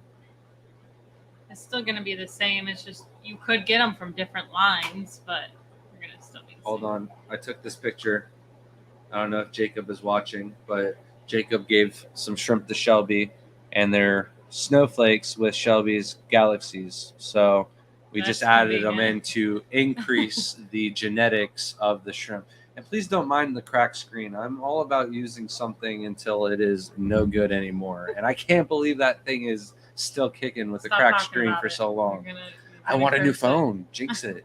Now it's going to last forever. I double jinxed it. Bam. Now I triple jinxed it. It's going to last tomorrow. Robert said, yesterday I ordered my first bag of Kitame double red line 3 to 6 millimeter size to try. Well, my other tanks have 88 Amazonia too, and they're doing well. It took about 12 weeks to cycle them. I'm going to talk about That's why a that lot. might or might not be a good idea. 3 months to cycle them. You're going to have to stay tuned. And there was another question just right here. EZV Writer said, will the Aquasoil last longer than a year if you put more double the amount and possibly get up to 2 years? So that was another thing I was going to be talking about before I went through my list. We have basically just enough substrate in some of our tanks to cover the black rim to the tanks. In these ones, we were doing plants, so we like to do 2 inches We knew that most of the plants weren't going to be rooted. Some of them were. In the tanks where they're rooted, you can see the tank is actually sloped, so there's 3 inches in the back of the tank. So I like to do my stem plants, my crypts and stuff, swords in the back, where it's got the 3 inches of substrate that really provides enough room for the roots to grow the plants, and no other real reason after 2 inches. You could do a massive 4 inches in the tank like we have in the discus tank, and it could possibly last, an extra year or so. But definitely doing the thin layer like Nico does is why he has to replace his substrate every year. Nico has a lot of tanks. I don't know how he does that every year. I think he does like 20 a month or something like that. I can't remember what his method is, but that would still be way too much work for me to go through the whole house and swap out all the substrate and do that method. So I'm really happy with the 2 inches lasting me 3 to 5 years. So you'll definitely get more the thicker you go. So if you want to prevent... Surprised that some people have it only last a year. That has to be some sort of cage in the water for them to be breaking down that substrate. Ours lasts a lot longer, so there might be something that you can't test. Some of those like strip test kits don't actually test very well, so I would either get a water test done by like your local, I think Home Depot, a lot of water companies and things like that. I think there's also fertilizers and other additives and stuff like that could possibly have KH in the water that could break it down too. So if you're trying to cheat the system and nerf your pH by using additives and stuff like that could be adding KH and actually breaking the soil down rather than helping prolong the substrate. So do rabbit snails even eat harder plants like Bucin and Nubis? I've found that they most certainly will eat a fresh leaf. They don't necessarily eat the old ones that have like hardened and have their like thick skin. It's hard to explain. They're so cute though. They're so worth it. But most of the time you have to have them in a higher pH anyway, so most of the plants don't do well. So I thought you said I was so cute. Of course. All right. So before I get to the list of substrates, I just wanted to give a newt update. All right. Shout out to Shrimp Envy Foods, because I don't like going to Petco that much. Sometimes I need bloodworms on a pinch, but it is good to know that the newts are actually eating the Shrimp Envy Complete pellets. And it's quite impressive because newts, amphibians in general, don't really eat pellets. So the fact that they're just chowing down on, and I had a theory because there was only 2 orange rilly shrimp in a tank and a few snails. But every time I go to the tank, not a single snail on the pile, no shrimp, anywhere near where the food was, but the food's gone. So I'm like, oh, the snails or someone is just eating it way before. But then I'm like, are the newts eating it? So yesterday I threw one in right in front of the newt, went fed 3 more tanks, came back, and sure enough, the food was in the newt's mouth. So if you're not convinced that Shrimp Envy Complete is one of the better shrimp foods out there on the market, my newts will eat it. And they're fat little porkers too. So like I got a horrible picture. It's horrible. Oh, don't judge. It's still going to show how fat this newt is. All right. So don't judge the photo quality. I was trying to get it. You can just barely see. And now normally the snout is like pointy. All right. You can see like there's a vertical drop. I can't do that. Right where the mouth is. Right there. All right. See. And yeah, that is a whole piece, not whole piece, but a whole 1/3 of a piece of a complete pellet in that newt's mouth. And it is just waiting for it to get soft enough that it can swallow it. But it's greedy and don't want none of the other newts to take it. But them things are all porkers. And I just didn't want to overfeed them with bloodworms all the time. So I'm like, nah, they look quite fat. I'm not going to feed them more. Like, they don't need that much food. That's because they're eating the shrimp food. Lefty said, "What's the new tank total?" I think we're actually at 391-ish, if that makes sense. We haven't counted in a while. But we haven't added anything. We did 390, and I don't think we've added anything. I think we've taken down a tank, and that's it. We replaced the tank because it was broken. Did you replace it? Yeah. Well, I replaced that one tank, but I'm talking about the global tank. Yeah. And I don't think we've added another. We added the mud skipper tank, so I think that's why we're at 391. I forgot about that one already. Yeah, I think need that's to make more land for it. Abstract, would you ever go swimming with your shrimp? 100% would go. I mean, I've definitely been in the shrimp ponds. Earplugs would be nice.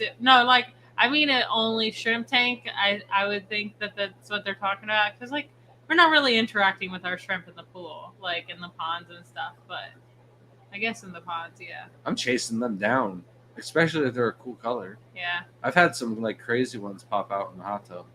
Yeah, maybe some earplugs. I'd be a little scared if I put my ears under and one of the babies just crawl in there. They're like, "Ooh, new cave." Same thing happens when we're out in the wilderness with bugs. Yeah. Ooh. Mosquitoes. Robert Downey Jr. said, "What shrimp was in the pics you posted on Facebook today about the smart plugs?" That was an orange-eyed blue tiger that has seen a like a 2-year lifespan and is starting to get a little rusty. She's really rusty, so she's probably a little bit older than 2 years. As they get older, they can get that purplish color to them. Richard says, "Shelby, I have about 300 to 400 fry from the Greenville Angels I've been developing. This was incredible to see. Like, we're just standing there talking to Richard at his house, and he's showing us his angel tank, and I'm like, yeah, there's eggs. Like, there's eggs right there, because he was talking about like how they'll lay eggs, and they laid eggs all over that thing he puts in there. I think it's one of those like scrapers. How did you not show me this? How did I miss this? We were talking about it. You guys he wanders keeping off. all the good stuff to yourselves. We're standing literally like it was. If I see you post a TikTok of that, I'm gonna be mad. I didn't have my phone. My phone was dead. My phone was dead. Well, I could see us having angelfish on the website in the near future then. Yeah, the ones Grant likes so much. Oh, yeah.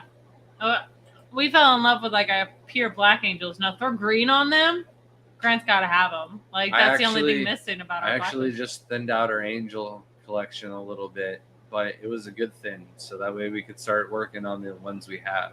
So we set up a tank for my buddy's grandma, and it has had no fish in it, but it's been cycling for like 60 plus days.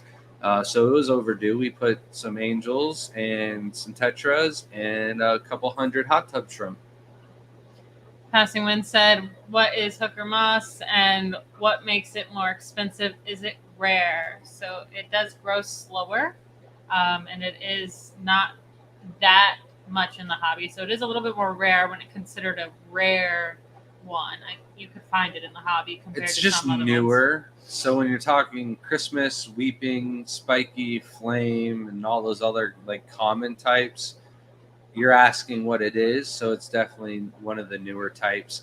It's definitely easier to control. It grows a little bit slower, shorter stalks where it doesn't, grow branches. So it kind of runs and sends the stock, similar to it's like a dwarf flame moss, really. It's nice. It's from the streets, though. Dennis Engel said, "Would you say that the landed soil and the Denarely Scapers soil is similar? My KH on the Denarely is 0 to 1 and had to buffer, but the cherry shrimp don't seem to mind." Figure out which one's landed. I thought we had Landon over there. These two are Landon. Oh, okay. It is labeled still, right? Yeah. Okay. Yeah. We try to label to make sure we know which substrate. Some of them start to look the same, especially after breaking down after a couple years. Now, I would say it's similar, but I think the Denarely soil is bigger on average. I don't know if I had an option on the Landon to buy bigger or smaller granules, but they're not uniformed. And to me, I think there's more organics in the soil, that's not ash. And that's the same with the Shrimp King. And I'm going to talk about that. We got those covered. They're coming. It's actually you're next rubbing on my off list. on Lefty. He almost flooded the room. You're rubbing off on him. How dare you? Oh man. It's probably working on that ice cream recipe. Dennis says, my wife says 391.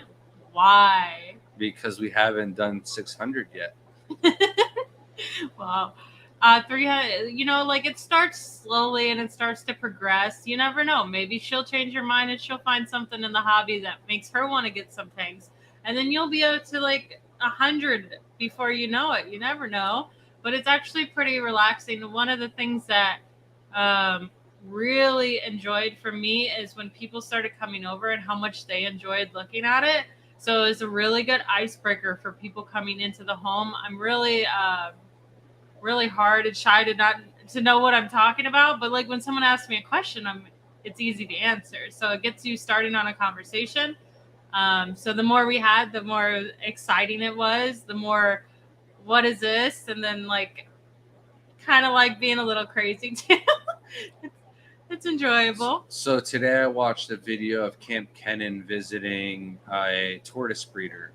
And it was all about him with a drone through the suburbs, showing where this guy lived, like it's some normal house. Are you okay? I just hit myself in the face with my mug because I was looking there instead of... You gonna be all right? Yes, I just hit my tooth pretty hard. So, anyways, the video was like, oh, this, you'll never know what's in this little tiny town. And it's like, I think that would be so funny for him to do another part of the series. But like his reaction, like there was like maybe 2 tortoise enclosures, or maybe there was way more than that in the guest room. But like the fact that I couldn't tell if there was more, like the tortoises in the house. Oh, like enclosures throughout. They're breeding like. Are they smaller ones though? He was like one of the big, like their home was the advertisement was, and I like this. I really like this. Was that it was office during the day. Sleeping it at night. That hit home so hard. I was like, you're always here. If anybody is out there that has like a connection to Camp Kennan, that's like, hey, dude, if you think that's a suburban, breeder's house, I might not be the top tortoise breeder and, share the same criteria really as Camp Kennan. I do got some turtles though, Turtles. We got like 12 turtles. Yeah. So I love when someone's over our house and they do the whole tour, and then we were like, "Did you see all 12 turtles though?" And they're like, "Wait, there's 12 of them?" And I'm like, "Yeah." It's like, oh, they're all spread out. It's so cool. So he would definitely get a kick out of seeing our kids' room because he freaked out. Like, the guests have to sleep in here. Like, our guests have to sleep in here. Like, this is where our guests sleep. This is the bed. Like. I'll even make the bed for them in here and be like, this is the guest bedroom. Yeah, so when guests on a Monday night, they're just sleeping while we live stream. We'll just make sure you could see them. Robert Downey Jr. says, can I email you about those orange-eyed blue tigers? If so, where at, please? At the Garden of Eater at gmail.com.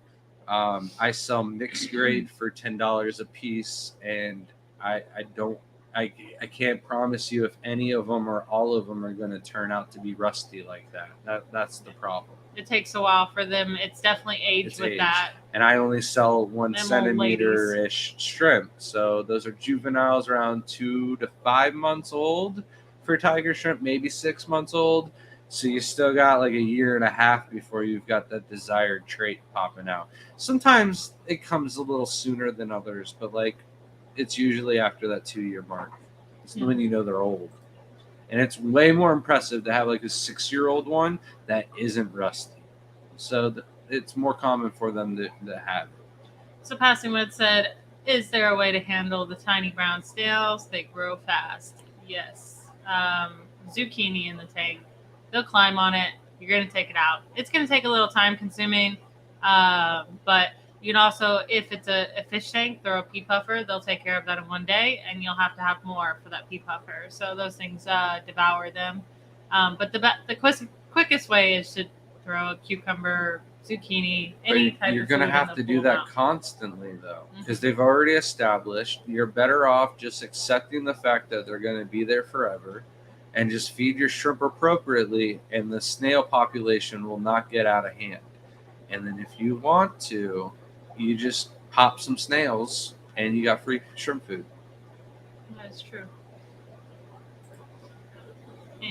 We need like a little thing that goes pop, pop, pop, pop, pop, pop, pop, pop, and it's like all snails. I can't believe there's so many TikToks that are dedicated to crushing like mystery snail egg clutches, and it's like such a satisfying sound, but it's so sad at the same time because people breed those, like they love those, and then you got someone like the over apple here, snails and stuff like that. Yeah, that are invasive but I mean here. they're technically still the same snail. They're the same family. Yeah. So I mean, in some places that's taboo. You don't breed those. You don't keep them. You take care of it. We're not gonna keep adding on to the problem. But other people breed them because they know it's not really going to be a problem as long as they don't get out. So it's there's a lot of invasives. There's a lot of things like that happens. So.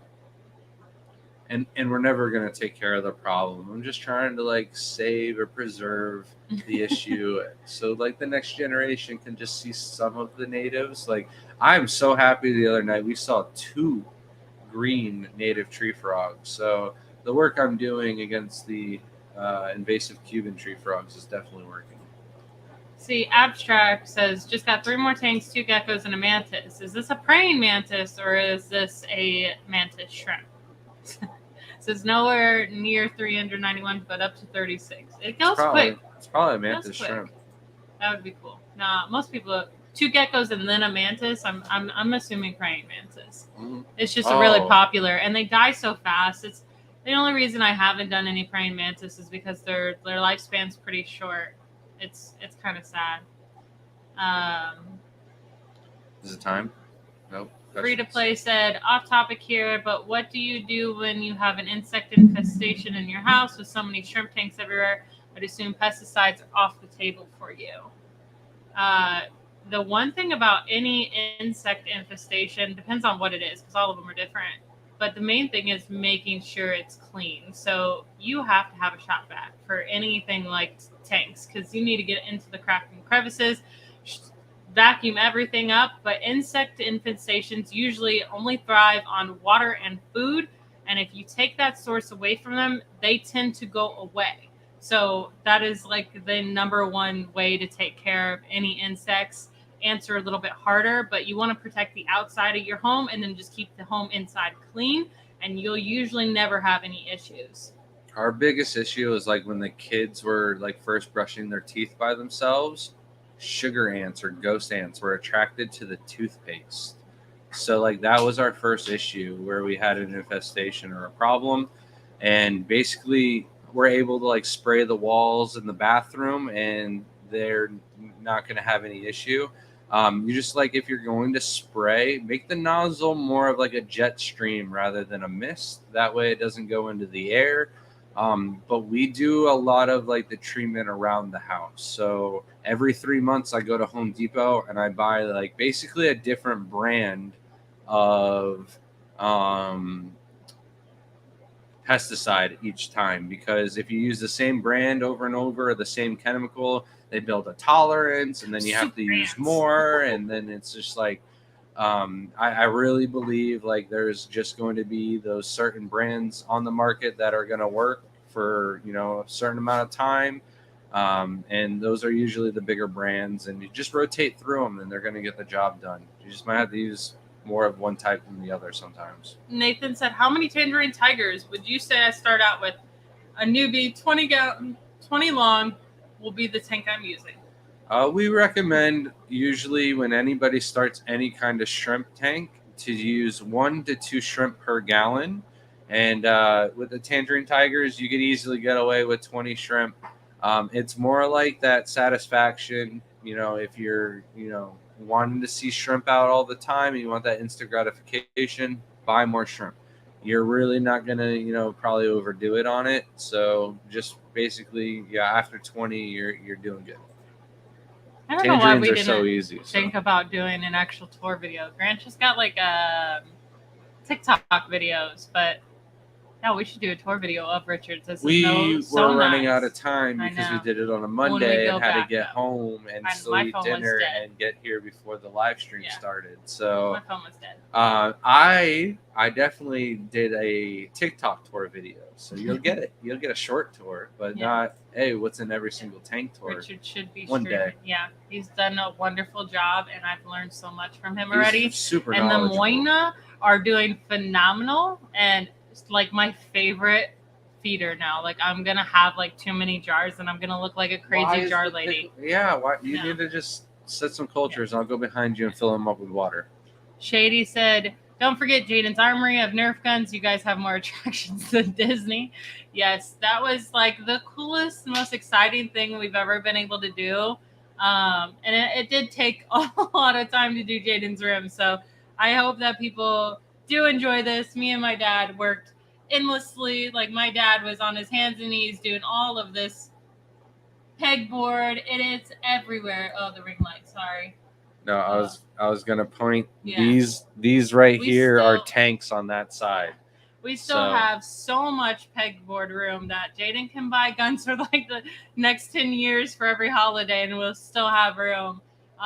It was just like a big idea because we just keep shoving them everywhere, and they were kind of like, they don't go into bins like every other toy can fit in and put a lid. I mean, that rocket launcher alone stuck like a foot out from the bins, and we're like, this is driving us mad. We got to do the peg wall.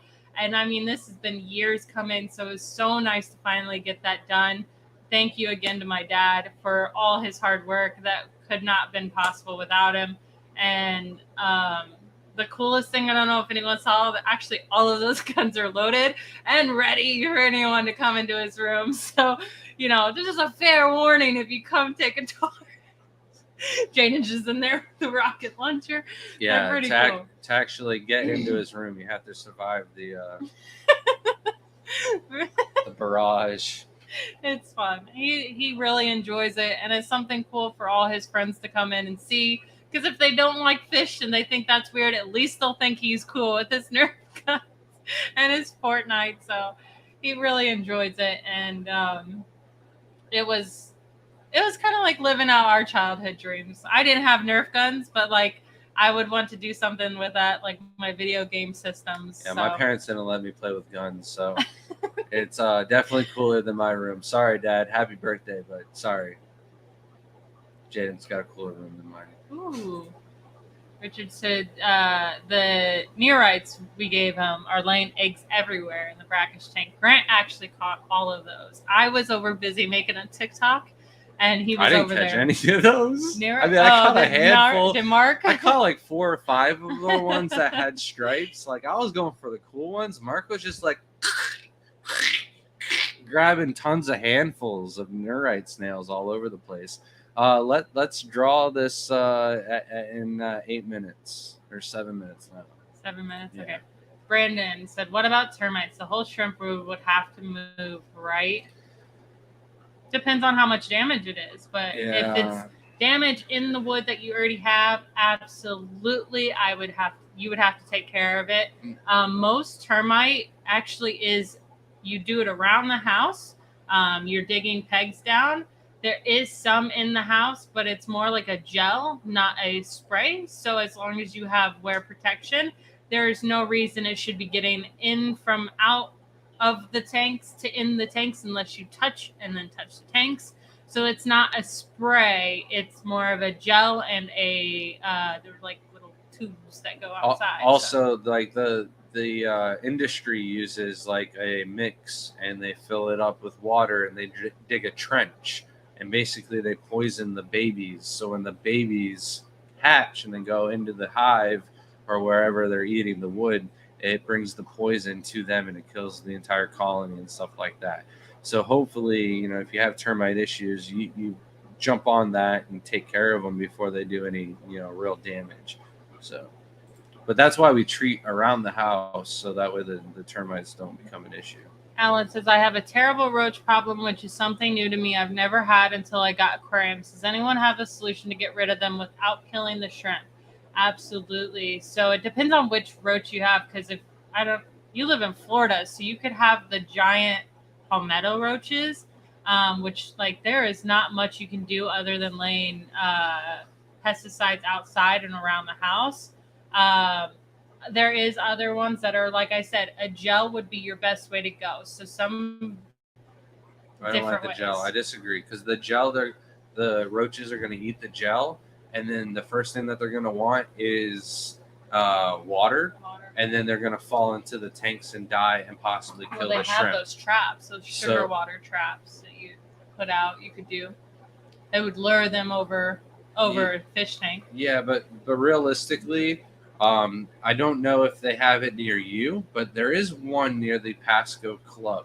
I did landscaping, and this was like a general problem. If you ever, wanted to do someone's shed or something like that, they would have roaches or something like that, and we would charge them an extra fee to spray to the roach killer, and the roach killer would work for like 6 to 8 months before you had to apply like another application or something like that. But like once you generally get rid of the infestation, they don't come back unless you like have a ton of food or something like that the roaches are coming back to eat. So if you can go to Bug Depot near the Pasco Club, it's at County Line and Shady Hills Road, and they have a spray. Like they're going to try and sell you the bait, but I wouldn't do the bait. Just do the spray.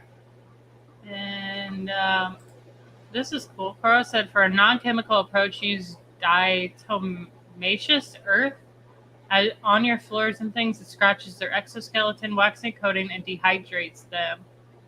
And then says, how well are you able to control humidity? I just bought a bag of that to spread around the house and heard it was a great pest repeller. So I think the diatomaceous earth works great for like fleas and ticks and stuff like that. Well, I don't think that it worked very well for people with roaches. But I've never tried it at all. So yes, it depends on which type they are. I just remember looking up Florida's when we had the puppies ones. And everybody was recommending using diatomaceous earth to keep fleas out. Yeah, because the sand in the backyard can cause fleas to just breed like crazy. Alan said, hey, Shelby and Grant, it's been a long time since I've seen you guys. Went to a meeting a couple months ago. You weren't there. You guys were all somewhere else, including Lucas. It's probably that. When we went to the North Carolina show. Oh, yeah. Yeah, it was a shrimp show. I'm sorry. Yeah, we're going to miss a lot of the meetings because of the... No, we're going to be at the next one, aren't we? That's not this weekend, is it? We're going to miss a lot of the Tampa Bay meetings, but we will make a lot of the Pasco meetings through the rest of the year. So we're good. Unless something comes up in December that I don't know about. Then no, we only have like 3 darts that actually have the suction cups on them. Jaden doesn't really use them. That would be funny. He probably would do that.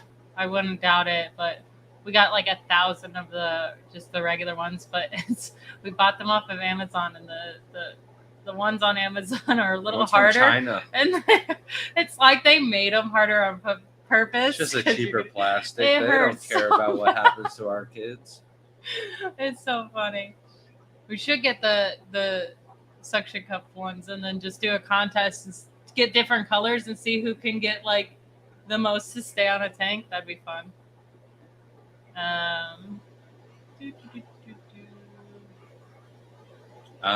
We got another minute and a half for the giveaway. Hashtag rabbit snails. And we are going to give away a pair of rabbit snails and this Sam Scales red cherry shrimp print. Thomas said, by the way, shrimp love when you crush up snails, which is what you were saying. Said we'll swarm them and returns calcium to the food chain. Also, can't remember their names right now. Awesome couple. The Bodrocks? Bodrocks, thank you. Very bad with names. They did suggest crushing up snails. Am I getting that wrong too? No, crushing snails for quarry breeding. Yeah, if you can't find blackworms or something like that. Yeah, they seem get to love them going. It. Mm-hmm. Especially if you're having a difficult one, that's what they suggest. So. All right, 40 more seconds. Hashtag rabbit snails. Oinky said, how be the spectacular mud skippers going? I predict your bathroom will definitely become a conversation starter. He's doing really, or she's doing really well. I do want a bigger tank, so we got to discuss that, figure that out, and a new setup for it. I don't think a bigger tank is possible on that counter. That's what I'm saying. Yeah. So we're gonna have it might leave the bathroom, unfortunately, because they do need a little bit more room. So. Or we knock out the entire countertop for the thing, but like that's 6 stands away. Before we're gonna do that, before we're renovating the bathroom, I can't talk. That's just too much words for me. Okay. And are we pulling this now? Yeah. Oh, go. right. You're let's refresh this. I'm Shelby. so sorry. Sorry, people. That's what we're dealing with. The button's not working. There we go. You get the sound up? Somewhat. Are you going to hear the music? Should. All yes. Right. Okay. Share. Let's refresh it. And let's... Still 47 people. There's over 70. Do you guys not want rabbit snails? You don't have to take the rabbit snails. You can just take the Sam Scales print if you don't want the rabbits. I'm just letting people know we got yellow rabbits. They're there. Email us at thegardenofeater@gmail.com. I already signed in. Watch me struggle. I'm so sorry. Are you screen sharing this struggle? Yes, I am screen sharing this struggle. Oh, all right, and we're spinning.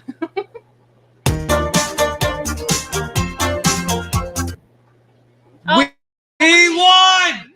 I've been waiting for this moment for my whole life. I have my very own red print. You just scared everybody with how loud this mic picks up everything. I've been waiting for this moment, but no. Let's spin again.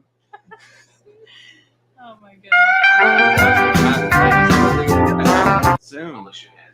Alishon, are you here? We always forget to say that they're... You got a tendency of falling asleep when I talk, and I've got first eye witness of this. Oh, man. Congrats. I knew it.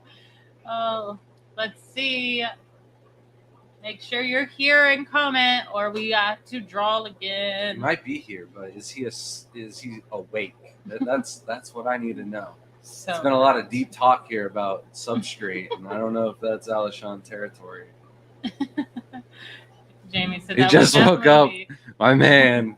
All right, email us at thegardenofeater@gmail.com. Because you yelled into the mic. I probably woke up. Right on. Congratulations, Alishon. And Shelby just so happens to be drinking her. It is rigged, right? Bucks County mug from the Aquarium Society giveaway that they did with Fish Fam Christmas, I believe. Congratulations, Alishon. Don't forget to email us at thegardenofeater@gmail.com so we can get those out to you. And I think we were caught up on questions. Well, even if we're not caught up on questions, let me just talk for a bit about substrate. So starting off with the top of the list, we have ADA Aquasoil. This was one of my all-time favorite substrates. Back in the day when Brightwell offered me a sponsorship deal, wanted to work with me. I was like, what is Brightwell? I couldn't think of what it was, went home, woke up the next day and was like, oh yeah, that's what it was, right? And the reason for that was because ADA was just cheaper. It was the better option at the time. However, since then, Omano, rest in peace, has passed away, and the company was sold. And like when most companies are sold, like Shelby's dealing with this all the time at West Marine. Every time it gets sold, it gets worse, doesn't it? What? The West Marine. Every time it gets sold, it gets worse. Things change, not for the better, for the cheaper, to save money for the company. And sadly, sometimes that gets passed down to the customers and the products aren't as good. So we have seen most of the newer ADA substrates just turn to mud and not really hold any granule other than for the first few months and stuff like that. So I've seen a lot of shrimp rooms and shrimp tanks and stuff like that. We set up with ADA just to be torn down and use one of these other substrates. It's just not simply the incredible brand it used to be. Maybe the hardware, the equipment, and stuff like that's still great, and the tanks and stuff like that, but the soil isn't what it used to be. Find this comment very funny. Passing one said, "I got permission from she who must be obeyed," and I just placed my order. Yay! She is awesome. Now, Brightwell, like I mentioned, we were offered a sponsorship deal with them, and for quite some time, we were trying out their new product line and stuff like that. And even though I don't get it sponsored for free, I still buy their substrate because for the most bang for its buck, for how long it lasts, for how great of success I've had over the years, we probably have over 150 aquariums set up with Brightwell. Some of them are running for up to 4 or 5 years and not have any drop or rise in pH. So for that, I still, spend my good hard-earned cash and buy it, even though we're not sponsored. I just like to throw that out there in case you think there's any biased information going on out there. But that is like I mentioned, it lasts long. It comes in 2 different options. I like the smaller version of it. If tomorrow I had to go and buy all the substrate for that rack, and I had to get it tomorrow or the following day, Amazon Prime, Brightwell substrate, be at the house, and I know it's going to last me for several years and not have any issues. It's super reliable. So UNS Control Soil, I mentioned it's pretty much the same.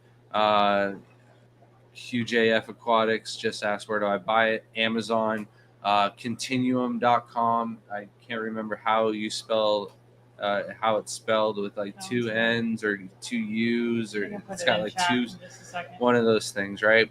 You can buy it directly from them. I haven't really looked at shipping options because most of the time it's cheaper on Amazon with free shipping. So, but again, the prices on Amazon do fluctuate. So Continuum might be a good alternative. UNS, basically, like I mentioned, they're pretty much the same substrate. So if you can buy UNS from a local pet store or something like that, it is a great option as well. Tropica, this is a product that I've been thinking about maybe carrying on our website and being able to ship it out in medium flat rate boxes and stuff like that. We have tried 2 different bags of it and not had any complaints, but I haven't been using it for years, so I can't throw in my 2 cents on how long it's going to really last. But so far, it's been a really great tank, and I have 0 tanks with issues running the Tropica substrate. Landon substrate mentioned, I've got 3 tanks with it. One of them is just really bad issues. Can't get ahead of it. I am going to test here in the near future if there's any pH swing during the day. Kedama, which is the bonsai soil, we have several tanks of that, like 10 tanks up, 11 tanks up top running the substrate. I did talk with one of the fellow shrimp breeders here in the States, and he was talking about how he doesn't get much moss growth out of the Kedama. And those tanks have been set up for a year now, and I really haven't pulled out any moss out of those. So I'm going to go ahead and say they're not leaching as much as the beneficial nutrients for the plants as the Aquasoil does.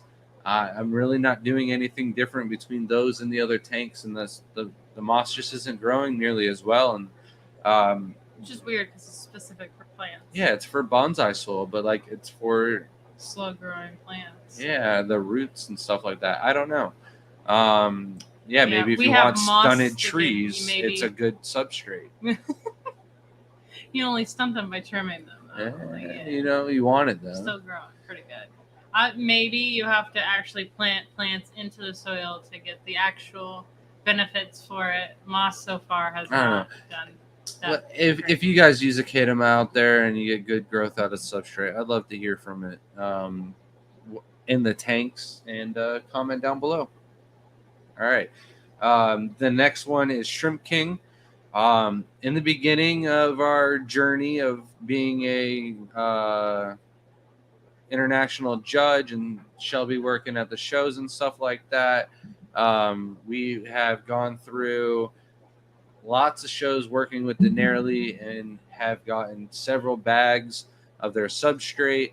They're a sponsor for many of the American Shrimp Contests, and the substrate, for the most part, we have no issues with it. We've bred, and I think we still have several tanks of like Taiwan bees and Tai bees 3 or 4 years later, where the substrate's still buffering and the shrimp are still breeding and stuff like that.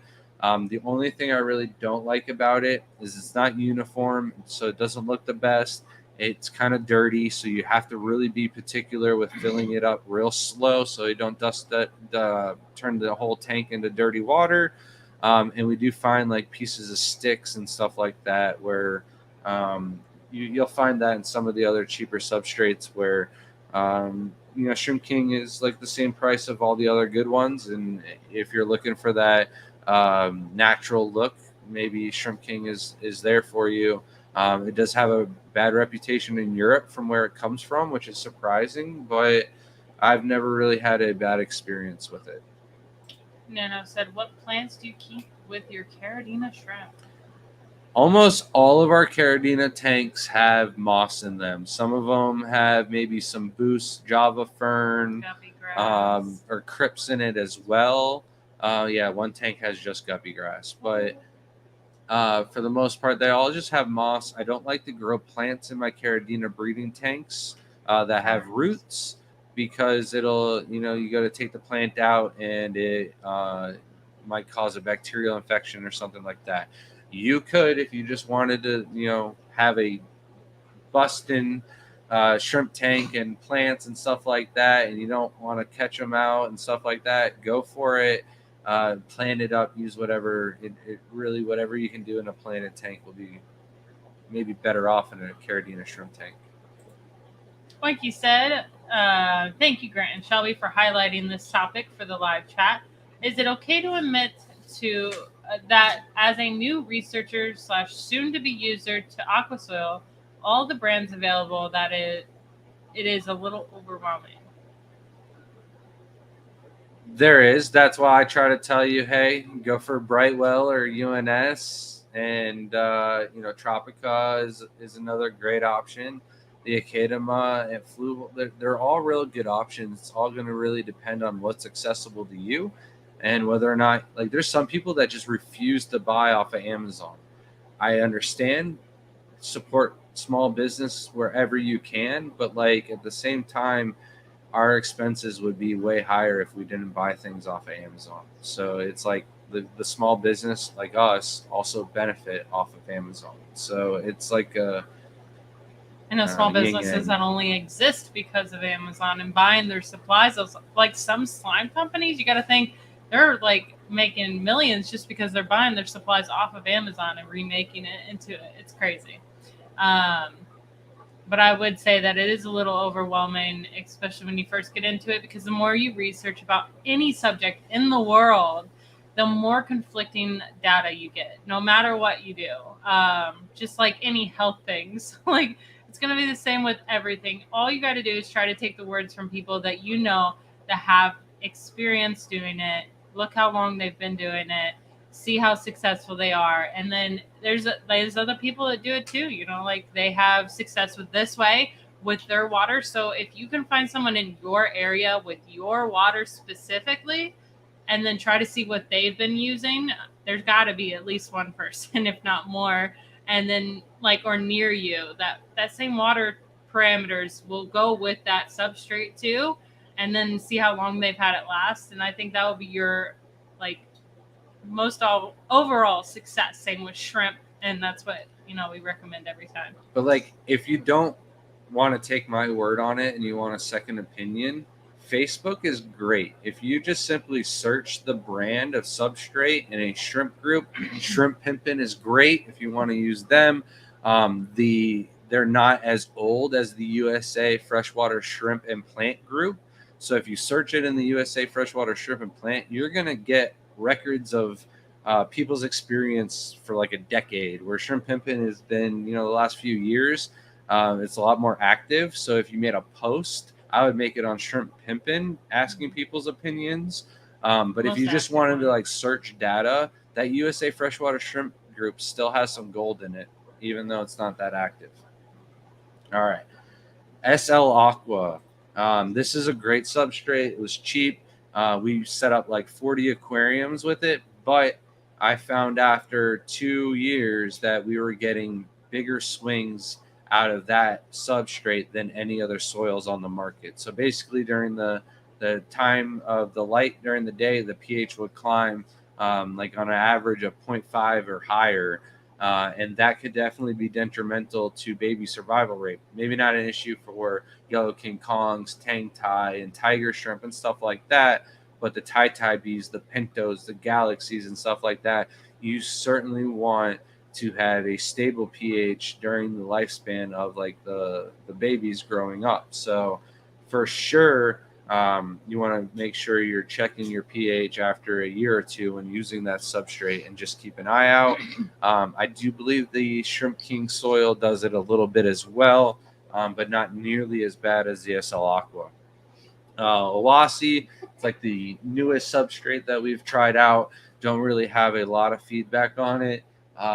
We don't really have a lot of shrimp in those tanks. We do have 3 tanks. The shrimp are doing okay. Haven't really been in there long enough to start breeding. We just put shrimp in there when we moved the tanks in the Jaden's room, which we just kind of finished not that long ago. So I still need more time to play with this soil before I give it a hard good recommendation. But so far, so good. Dennis said, "Are you going to take Shelby to see the new Barbie movie?" No. Layla does want to see it, so I have told her that she will see it when she doesn't want a Barbie. Though. It was just her birthday, and she didn't want a Barbie. So like, I didn't think she would want to. Yeah. It's because it's a real Barbie, and it's a cute, it's a good story. I don't know how I'm gonna feel about it. She'd rather have a miniature salamander doll than a Barbie. I know. I'm so mad we didn't get that. Yeah, the place closed 15 minutes. You lost the sale because you were closed at 5. Yeah, it's so weird. Patty says, so we shouldn't buy a book about breeding shrimp for profit if the author hasn't bred shrimp or really kept them. I mean, that makes sense. Yes, that is 100% true. Jaden would. That's Jaden's response. Oh, man. All right. So fluval would be the next substrate on my list. Like I mentioned, a lot of people have issues with this. I'm breaking a lot of it down to user error, to adding things into the tank that you just don't need to be added, and just simply lying about even having an RO unit. Like 9 out of 10 people that say they have an RO unit when they have really high pH probably don't have an RO unit, especially if that soil is young. A lot of these people read the bags of substrate and they think that their tap water is going to be good enough with this substrate and the pH is going to hold and be low enough to keep these shrimp. And that's just simply not a case. It's not going to happen.